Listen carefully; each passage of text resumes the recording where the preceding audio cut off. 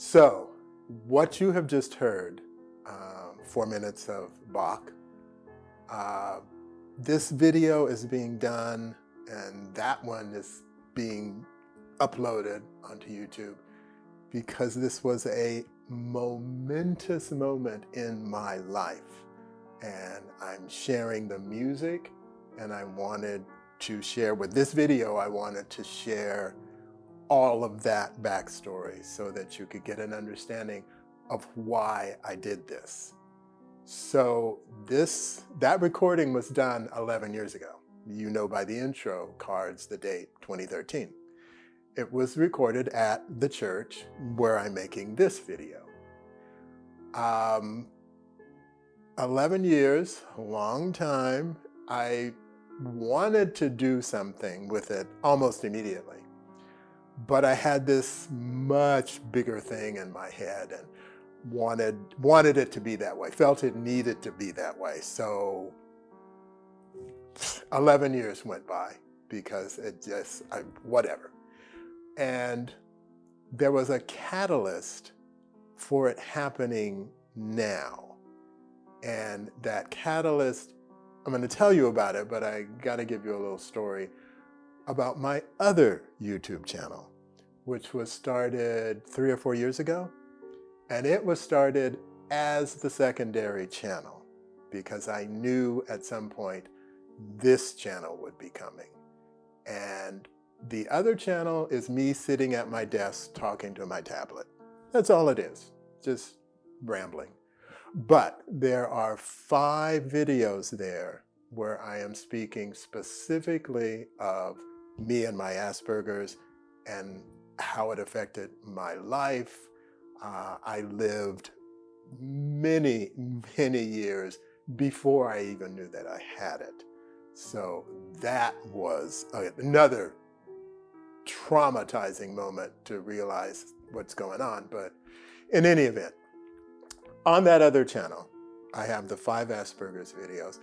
There's going to be a link below. To me, it's more like a link in the back room. But anyway, a link to my first Asperger's video. So if you go and watch that one, you'll be able to access all the others. There are 3 videos there where I speak about the whispers in my life. And that first whisper, literally, I am not joking, saved my life. Had I not heard, listened to that whisper, I would be dead. This would not be happening. But the other 2, just kind of weird stuff that happened. I am going to give you the 4th whisper here in this video. So when I do the next whisper there, it will be the 5th. I was just in my life, and someone didn't necessarily come up to me. We were not having a conversation. They were walking. I was kind of behind them. This person I knew, and I don't know how they knew I was there, but they turned around and they said, "Oz, I cannot wait to hear you perform again. I know it will be soon." That's it. Turned around, kept going. And I was like, it was like lightning. It was like, in the movies or the sitcoms where the light and the choir starts singing in the background. It was one of those moments. And that moment was about 2 months ago. And now I'm here doing this. See what I'm saying? 11 years with wanting it to happen and having a vision in my head and just nothing. And then bam, I knew the moment he said that, and that was Cleveland. Thank you, Cleveland, for those words. I knew it was going to happen. And that's when this ball got going, and here we are. So that's my 4th whisper, just so you know. So my Asperger's affects me as a pianist because when I'm practicing, it's, not to brag, but to brag, it's glorious. I mean, it is. I'm there in the moment. The music is what I want it to be, the way I want it to hear it. Every time I would go in front of people, it would fall apart. Just literally fall apart. And the confusion comes because people liked the performance. I mean, I wasn't getting panned or applause and encores and, all of that. So that kind of was part of the problem. They're responding, they're liking this, but I'm not having fun. It was, the only way I can explain it is, I would sit at the piano. I'm not nervous prior to. I would walk out, enjoy the audience, they're applauding. I sit down at the piano, and the moment my hands or my hand touches the key and touches the first note, my brain is off to Chicago or another galaxy. I was completely lost on the stage. Lost. I had no clue what was going on because I was not there. So the music was not as I practiced. All of these the subtle phrasing and just all of that was gone. And it was just, for me in my brain, it was just notes, just playing notes. And then to get an audience respond to that, I'm like, my God, what? It was confusing, completely confusing. So, in fact, just to tell you, I had a performance where the first 3 notes of the piece were 3 single notes. And I played a wrong note. 3 single notes, and I played a wrong note. Anyway, so I find out I have Aspergers, which was, I think it was 2013. And in the first video about my Aspergers, if you go watch it, I say 2012 there, but I think it was 2013. All of those were no editing. They went out, but it's 2013. So I had found out, and finding out was a wonderful thing. It was a wonderful thing because, like they say, I know you hear this in the movies.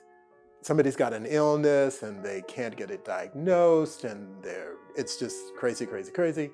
And then finally they do. And the words that you always hear are, at least it has a name. I now know what I have. And that is true. So true. So I kind of knew what I was working with, and I did a lot of research, and it helped. It started to help. It got me to the point where, okay, I have this. And it wasn't about giving up, because again, we're at this point now. It was like, okay, how do I get this to work for me? How do I make this work, knowing that I have that? Another little tangent I'm going to go off on. Performers, I would constantly hear performers talk about the excitement of being in a live performance, the energy that you get from them, the interaction that's going on. And every time I heard it, I'm like, what are you talking about? I had no clue. I never had that. Never, ever. I've been playing since I was 5 years old. Every time I got in front of an audience, it was like, aha. This, what you just heard, the Bach, was the very first time in my life as a performing artist that I was present during my performance. Life-changing. What a glorious thing. It was like, oh my gosh, they were right. All those people were talking, they knew exactly what they were talking about. It was outstanding. There were only 4 people, but that's still a performance because I wasn't in the practice room by myself. That still counts. And if it doesn't, whatever, it counts for me. So the thing with the Aspergers is, how do I make it work? How do I do this and still play? Because I did not want to give up. I had a break for 28 years, went back, practiced, got all excited about it because I had forgotten what happened when I performed. So I'm getting all excited from the practice, get a performance, go into it thinking everything's changed and everything's going to be different. Same thing happened. Same thing. As always, as before, after 28 years of not playing. And that event was prior to my knowing I had Asperger's. So it was like, oh my God, what do I need? What's going on here?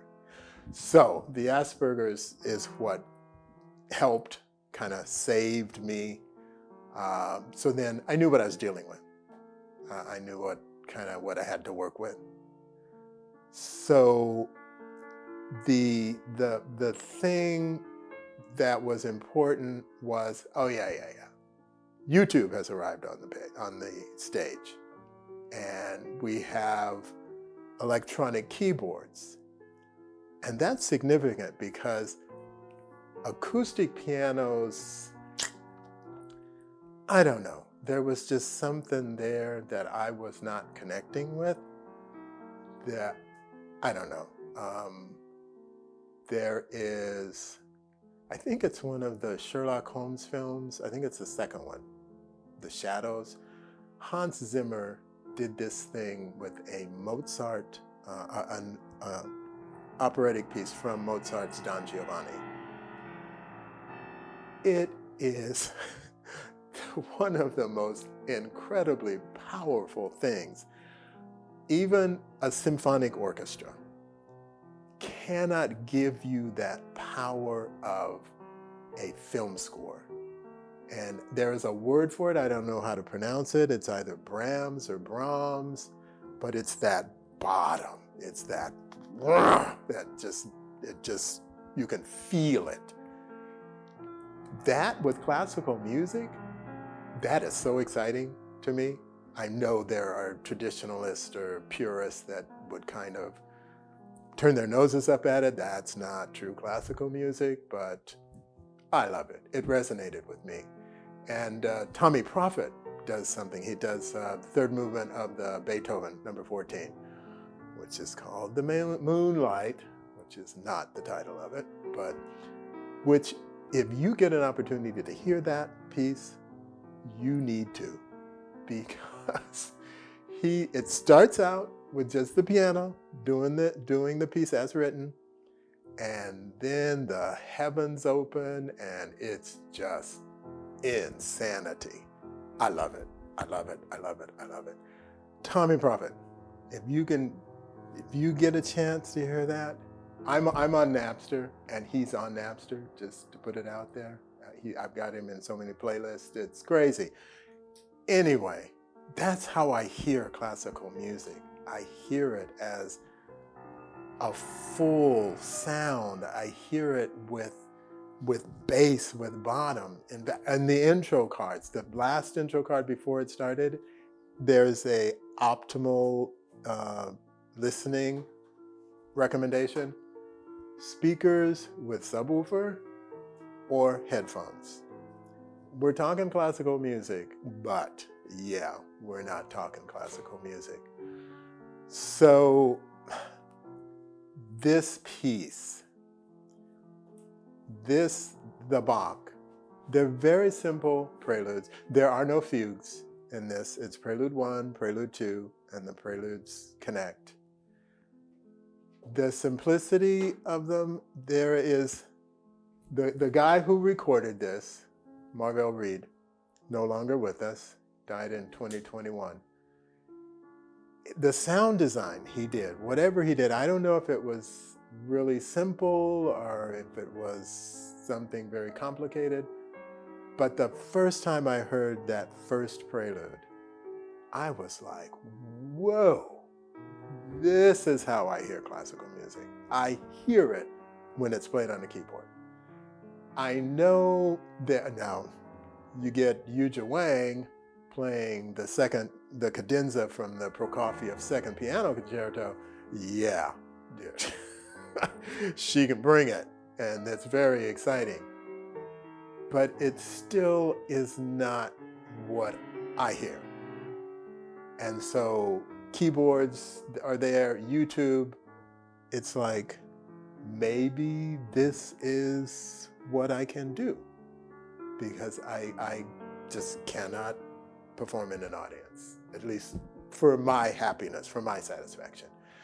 So this piece, the Bach that you just heard, in the first, no, it's all in the second one. The first one just kind of goes, oh, no. I open with chords. And if you know the first prelude, you know they're broken. I just wanted to do that. I love that, the sound of that, the keyboard, the being able to resonate as opposed to decaying on an acoustic piano. You play it and it's like almost immediately gone. It's decayed. But the keyboard, it keeps it there. Wow, it's so, I love it. So I opened with the chords, and then halfway through that first prelude, I break into the broken chords. It's really a wonderful moment. I really, really like it. But in the second one, the second prelude, there were some things that happened that I have never done before. And you have to remember, I was present for the performance, and this is how I know I was present, because I did things that you're going to hear that I had never done before. I'd rather say that you heard that I've never done before. So they were new to me, and confirmation of the being present. That's the only way you can do something like that, is if you're present in the moment. And the first one, I don't have the measure count, but I augment the note value in a measure, because it's got that rapid, and then I go, and then it's dee da, dee da. You keep it in tempo in that, and I just dee da, ba ba ba ba ba ba ba ba. I had never done that before, and yet there it is. Later, there's the repetition of a measure. One measure, it's not written, you play the measure and you move on. I repeated the measure with octaves in the left hand. You'll hear it. Everybody, if you're a musician, you'll know music is not written that way, and yet there it is. Because I was there while I was playing it, so that's what happens. But I had never experienced that before. Literally never experienced it before. It was amazing. It was amazing. It was wonderful. It was wonderful. So that got me excited. So YouTube is around. Keyboards are where they're at, which I'm not sure if keyboards had weighted keys, if that was on them like years ago, but anyway. I was kind of living in the right time, living in the moment. And so if I do anything else on YouTube, which I'm not sure if I'm going to, this may be it for me. Oh yeah, there was another reason that it took so long for this to happen. I was initially thinking of finger syncing to the recording. So there would be like a performance aspect to it. And then I realized that would require a great deal of time, because I would have to practice for at least a month or two to get the muscles in my hands to get it worked up, particularly for the second prelude, because it's so fast. I'd have to be able to, even though I'm not playing it, I'd have to be able to keep up with myself to make it believable. And that kind of slowed things down because, like I said, that would be 2 months before anything could get done. This way, I've already got it recorded. There's the audio. So if I do another one, it will be recorded as if a performance. And you will, I know YouTube has the requirements that you've got to pan from the hands to the performer to the face, so we get that it's actually you performing. Not a problem if I'm performing. So we'll see. I haven't made a decision about that part yet, but who knows? Who knows what's going to happen? I feel really good about presenting this, putting this out there. I know comments are going to range from wonderful, nice job, to the haters, what are you doing? Classical music's not supposed to be played that way. Why are you playing it on a keyboard? Yeah, whatever. I did this for me. This was for me, and I'm just sharing. That's not going to stop people from being who they are, but no problem. The whole bit, the basic thing, what everybody says, you don't like it? Don't listen to it. Do not listen, and then you're fine. But no, they will, and it's cool. I'm not going to be upset about it. I've done my part. I've now put it out there, shared it, and whatever comes from that will come from that. Some acknowledgments. I've got Brendon, who's putting this whole thing together for me. I believe it's Hammered Productions. I wanted to put a link for him, but he said, no, an acknowledgement in the video is fine.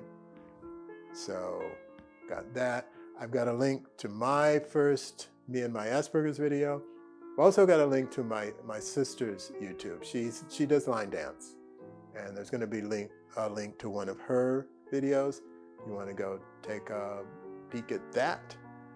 And also, I don't want to forget Paul at Digital Revolutions here in San Francisco.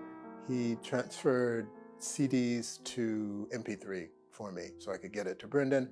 Appreciate him. Thank you for listening. I hope you enjoyed it. Comments definitely are encouraged and welcomed. I'm a big boy. You say nice things, I might respond, thank you. If you do not say nice things, I'm not going to respond to you. Simple as that. You be you, and I'm going to be me. So this channel is officially Oz Plays Piano. And the other channel is Oz, Me and My Aspergers. So check out both, check out one, however you want to do it. Oh yeah, I'm pretty sure we're going to have more than just this video up with the intro cards and then the music and then this video behind it. I know there'll be chapters, so if you want to just come in and hear the music, you can. But Brendon is doing a visual to the music. He's putting it together. I haven't seen it yet. I don't know what it's going to be. That video is going to be for you to see. We're splitting up the Bach so that you can listen to just the first half on repeat or the second half on repeat, because I know I will. So just putting that out there. Thank you so much. See you next time.